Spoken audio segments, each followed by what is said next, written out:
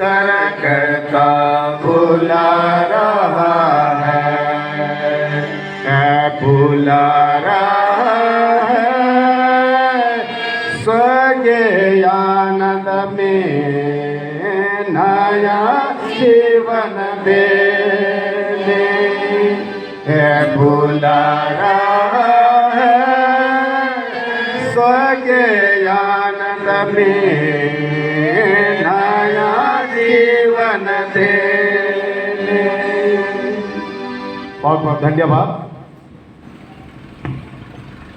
हम प्रतिदिन के जीवन में अनेक चीजों को देखते हैं, इस संसार में अनेक चीजों को देखते हैं और नश्वर और अल्पकाली है, परंतु ईश्वर चिरकाली या स्थायी। वह ना मरेगा और ना मिटेगा, वह ना मरेगा और ना मिटेगा।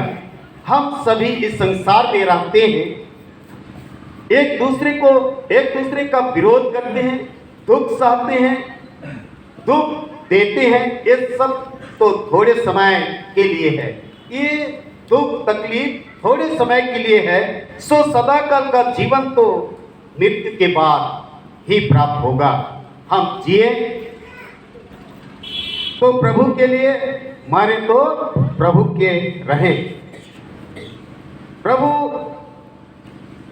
आज एक एक लोगों के जीवन को अपनी सामर्थ के द्वारा से, अपने लहू के द्वारा से हमें बोल लिया है। इसलिए आज हम प्रभु में जिए या प्रभु में मरे, हम प्रभु के ही रहें। आज के वचन में मनुष्य के जीवन को दो प्रकार से समझाता है। पहला है घर और दूसरा है वस्त्र। पहला घर और दूसरा वस्त्र। ये दोनों ही अल्प समय के लिए, हमारी मृत्यु के बाद सब कुछ छूट जाएगा। ये थोड़े दिन के लिए है जो हमारे जीवन से सब कुछ छूट जाएगा, मृत्यु के बाद में सब कुछ छूट जाएगा। इसलिए आयुब 1:21 में कहता है, मैं नंगा आया नंगा चला जाऊंगा या लौट जाऊंगा। आज इस संसार में कोई भी मनुष्य कोई वस्तु लेके आया नहीं है। आज नंगा जन्मते हैं, नंगा ही मर जाएंगे, कुछ लेके नहीं जाएंगे। इसलिए आज प्रभु आगे कहता है, अर्थात इस पृथ्वी पर के जीवन में हमारा कुछ भी नहीं है। इस पृथ्वी का जीवन में हमारा कुछ भी नहीं है। आज इस पृथ्वी पर हम लोग बहुत कमा रहे हैं, घर वार सब कुछ बना रहे हैं, लेकिन बाइबल हमें कहता है कुछ हमारा कुछ भी नहीं है। हमारा शरीर सिर्फ डेरा के जैसा है जो एक दिन हमसे छूट जाएगा। सो इस तरह का हमारा जीवन है, तो हमको किसी बातों में पढ़कर अपने जीवन को असंत में जीवन नहीं जीना है, पर प्रभु यीशु मसीह के सच्चाई में जीवन व्यतीत करना है।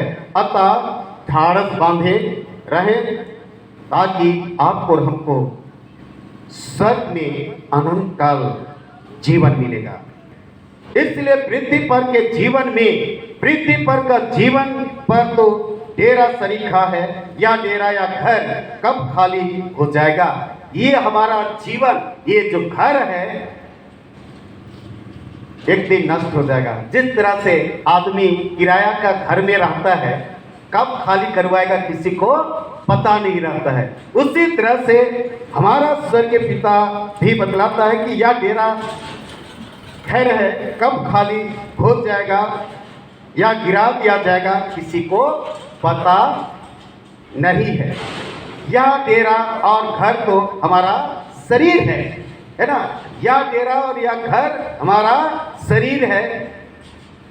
इसलिए वचन में कहा, क्योंकि हम जानते हैं कि जब हमारा पृथ्वी पर का डेरा सरीखा घर गिराया जाएगा तो हमें स्वर्ग की ओर, परमेश्वर की ओर से स्वर्ग में एक ऐसा भवन मिलेगा। स्वर्ग की ओर, स्वर्ग में हमारे लिए कैसा ऐसा भवन मिलेगा जो हाथों का बना हुआ घर नहीं। आज हाथों का घर में हम लोग रहते हैं, हाथ का बना हुआ घर में रहते हैं, लेकिन स्वर्ग में हमारे लिए ऐसा घर बना हुआ है जो परमेश्वर की ओर से हमें मिलने वाला है। इसलिए आज वचन हमें कहता है, पहला कुरिन्थी 3:16, हम लोग जानते हैं ना कि क्या तुम नहीं जानते कि तुम परमेश्वर के मंदिर हो और इस मंदिर में परमेश्वर का वास स्थान है। आज इस गिरजा घर में आए हैं, हम लोग एक साथ संगति रखते हैं, एक साथ उसकी आराधना करते हैं, एक साथ मिलकर उसकी महिमा और तारीफ कर रहे हैं। इसी तरह से आज हर एक लोगों के जीवन में परमेश्वर अपना वास स्थान बनाया है और उस वास स्थान को यदि आज हम अशुद्ध करेंगे, तोड़ फोड़ करेंगे, तो परमेश्वर का वास स्थान नहीं रहेगा, पर यह भयानक दिन होगा। इसलिए आज उस भयानक दिन से बचने के लिए हम अपने आप को तैयार करें। आगे हम लोग वचन 3:17 में भी जब हम लोग देखते हैं तो वहां पर भी कहता है, यदि कोई परमेश्वर के मंदिर को नष्ट करेगा तो परमेश्वर उसे नष्ट करेगा, क्योंकि परमेश्वर का मंदिर पवित्र और वह तुम हो कहता है। जो इस मंदिर को नष्ट करेगा, आज खाने पीने के द्वारा से, आज बुरी संगति करने के द्वारा से, लड़ाई झगड़ा करने के द्वारा से ये मंदिर नष्ट होती है। गलत काम करने के द्वारा से ये घर टूटती है। अगर हम इस घर में सदा प्रभु का आमंत्रित करेंगे, प्रभु को इज्जत सम्मान देंगे, एक दूसरे को इज्जत सम्मान देंगे, तो यह घर सुशोभित होगा, प्रेम का घर रहेगा, शांति का घर रहेगा, उद्धार का घर रहेगा, छुटकारा का घर रहेगा। अगर इस घर को आज हम पैमानी का घर बनाएंगे, इसलिए प्रभु यीशु मसीह क्या कहा था, मेरे पिता का मंदिर है या घर है, उसको तूने डाकू का खो बना दिया। आज प्रभु यीशु मसीह उस जिस घर में आराधना होती थी उसको लोग व्यापार का घर बना दिए थे, लड़ाई झगड़ा का घर बना दिए थे, चोरी हारी का घर बना दिए थे। जितने भी दान पुण्य होती थी उसको भी लोग चुराते थे और अंधे लंगड़े को उस मंदिर के पास लाते थे और कहते थे कि हम लोग आपका अपमान कैसे करते हैं। मसीह पे प्यारो, आज हम यहाँ पर अच्छा चीज को लाने के बजाय अशुद्धता को लाते हैं, टूटा फाटा को लाते हैं। तो ऐसे आज हमें लाना नहीं। परमेश्वर सबको देखता और जानता है, इसलिए आज हम इस मंदिर में अच्छे चीज को लाए और अच्छा चीज को प्रभु के पास रखें। उसमें हमारे लिए आशीष है, हमारे लिए बरकत है। अगर हम इस मंदिर को, इस घर को तोड़ते हैं, नष्ट करते हैं, तो आज अपने आप को समझ सकते हैं, अपने आप को जान सकते हैं। इसलिए कहता है, इस डेरे अर्थात शरीर में रहकर हम बहुत से दबे करारते रहते हैं, इतना कष्ट होते हुए भी इस जीवन को छोड़ना नहीं, परंतु और भी प्राप्त करना चाहते हैं। आज इस पृथ्वी का जीवन में हमारा बहुत ही कष्टमय जीवन होते हैं, दुख भरा जीवन होते हैं, तो भी आज छोड़ना नहीं चाहती, जिसको आज वचन में हम लोग देखने पाए। वचन में लिखा है कि इससे तो हम करारते और बड़ी लालसा रखते हैं कि अपने स्वर्ग के घर को पहन ले।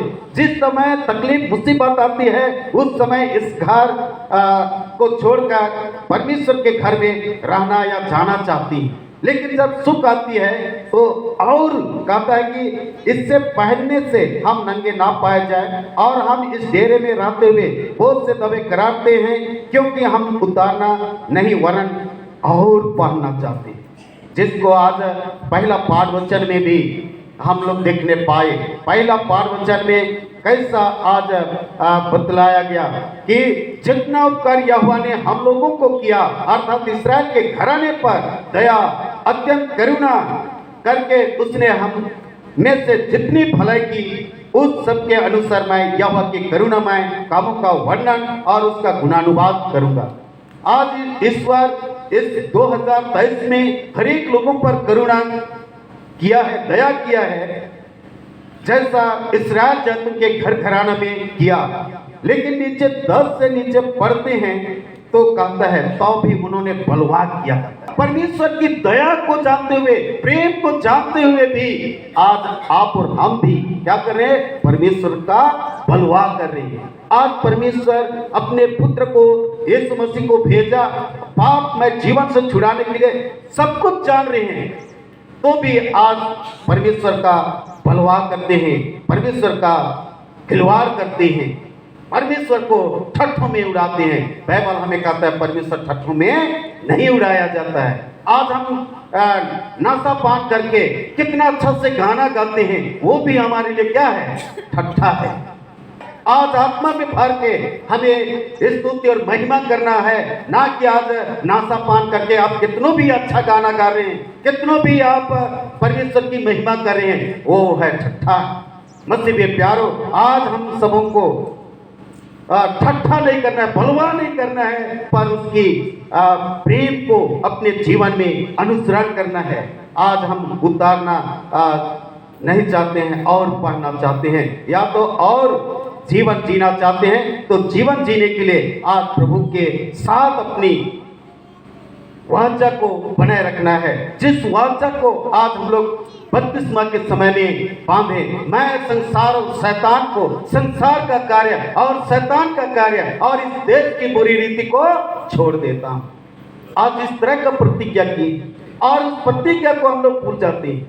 आज उस आशीष को भूल जाते हैं, उसके सामर्थ को भूल जाते हैं और यीशु मसीह पर बलवा करते हैं। इसलिए आज हम सारे इस दुनिया का माया प्रेम को आज छोड़कर परमेश्वर की संगाति में हमें बढ़ना है। इसलिए कहता है हमें ढाढ़स बांधना कि हम प्रभु से अलग नहीं, सो प्रभु के साथ रहकर जीवन जिए। ऐसा करने से प्रभु प्रसन्न होता है, ऐसा जीवन जीने से प्रभु प्रसन्न होता है। कैसा? आज परमेश्वर के साथ, विवाह के साथ, ढाढ़सता के साथ, विश्वासता के साथ, मजबूती के साथ आज जो प्रतिज्ञा किए हैं उस पर बने रहना है। यीशु मसीह भी क्या कहा? संसार में तुम्हें क्लेश होता है, परंतु ढाढ़स बांधो, मैंने संसार को जीत लिया है। आज संसार, पाप, बुराई, मृत्यु से प्रभु यीशु मसीह जीत लिया और नया जीवन दिया है। उस नए जीवन में आज हमें प्रवेश करने के लिए अपने आप को तैयार करना है। इसलिए कहता है इस पृथ्वी पर के डेरा सरीखा जीवन में रहकर अनंत काल के जीवन में प्रवेश करने के लिए तैयार करना है। अनंत काल का जीवन में प्रवेश करने के लिए तैयार करना है। जिस तरह से नया घर बनाते हैं और उसमें हम लोग प्रवेश करते हैं, उसी तरह से आज हमारे लिए भी यीशु मसीह नया घर, नए स्थान, नई यरूशलेम बनाया है, जिसको यूहन्ना 14:3 में या 2:3 में कहा है, मैं घर बनाने के लिए जाता हूँ, फिर से लेने के लिए आऊंगा, जहां मैं हूँ वहां तुम भी रहोगे। आज वहां के लिए हमें तैयारी करना है। दूसरा नंबर में हम लोग देखते हैं चिरस्थायी जीवन में प्रवेश करने के लिए। आज चिरस्थायी, ये अस्थायी घर में हम लोग रहकर जीवन व्यतीत कर रहे हैं, लेकिन हमारे लिए चिरस्थायी जीवन है। ये एक घर जो बना है ये भी अस्थायी है, ये शरीर भी अस्थायी है। आज हम लोग एक परदेशी जीवन जी रहे हैं। जैसा एक भाई या बहन नौकरी पेशा में चले जाते हैं, दूर स्थान में, दूसरे स्टेट में या दूसरे देश में, कंट्री में चले जाते हैं, वे एक परदेशी जीवन रहकर जीवन व्यतीत करते हैं। उसी तरह से आज इस संसार में हम लोग आए हैं एक परदेशी, हमारा स्वदेशी स्वर्ग है, वहां पर लौटने के लिए आज हमें तैयार करना है। इसलिए कहता है कि वचन कहता है जो इस पृथ्वी पर के जीवन में अंत तक धीरज धरे रहेगा, जीवन का मुकुट पाएगा। क्या पाएगा? जीवन का मुकुट पाएगा, जिसको प्रकाशित 2:10 में लिखा है, प्राण देने तक विश्वासी रहा तो मैं तुझे जीवन का मुकुट दूंगा। तब हम जीवन का मुकुट पाएंगे। उसे 3:20 में भी 3:10 में भी आज हम लोग वचन देखने पाते हैं। वहां पर भी हमें कहता है तूने मेरे धीरज के वचन को थामा है, इसलिए मैं भी तुझे परीक्षा के उस समय बचा रखूंगा जो पृथ्वी पर रहने वालों के परखने के लिए सारे संसार पर आने वाला है। जैसा आज हम परमेश्वर के वचन को विश्वासता के साथ थमे रहेंगे तो हमें भी पर परीक्षा में, संकट में, विपत्ति में परखने वाली आएगी, उस समय भी परमेश्वर हमें बचाएगा। जैसा यीशु मसीह को परखने वाली आई और परखा गया, लेकिन उसको बचाया गया, वो मार के भी जी उठा। तो मसीह में प्यारो, आज जिस भी परिस्थिति में आज हम जीवन जीते हैं, आज धीरजता का जीवन जीते हैं, आज हम विश्वास को थमे रहते हैं, तो हमारे लिए भी ऐसे ही उद्धार, छुटकारा मिलेगा। हम और एक वचन देखेंगे, रोमी 14 उसका 18। जो पवित्र आत्मा से होता है और जो कोई इस रीति से मसीह की सेवा करता है, वह परमेश्वर को पाता है और मनुष्यों में ग्रहण योग्य ठहरता है। Thank you. कौन सा आप पाता है परमेश्वर इस रीति से, मतलब मसीह के साथ अपना सम्मान और विश्वास को दृढ़ता से थमा रहता है, वह परमेश्वर को पाता है और मनुष्यों में ग्रहण योग्य ठहरता है। उसको मनुष्य भी और परमेश्वर भी ग्रहण करता है। जिसको मत्ती 10 उसका 32, जो कोई मनुष्य के सामने मुझे मान लेगा, उससे मैं भी अपने स्वर्गीय पिता के सामने मान लूंगा, कहता है। जो कोई मनुष्य के सामने मुझे मान लेगा, उससे मैं अपने स्वर्गीय पिता के सामने मान लूंगा। पर जो कोई मनुष्य के सामने मेरा इनकार करेगा, उससे मैं भी अपने स्वर्गीय पिता के सामने इनकार करूंगा।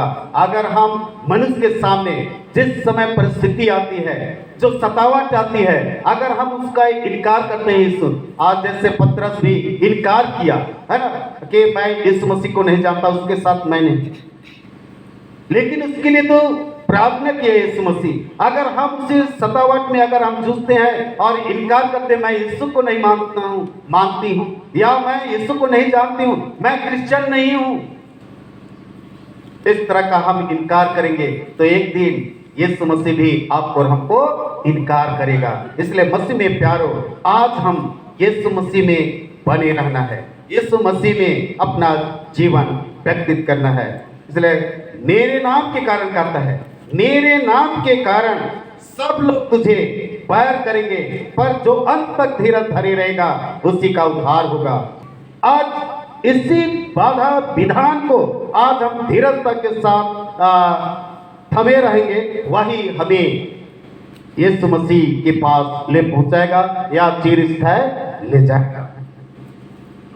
मत्ती 7:13-14 वह मार्ग यीशु है और उस मार्ग पर अगुवाई करने वाला भी यीशु ही है।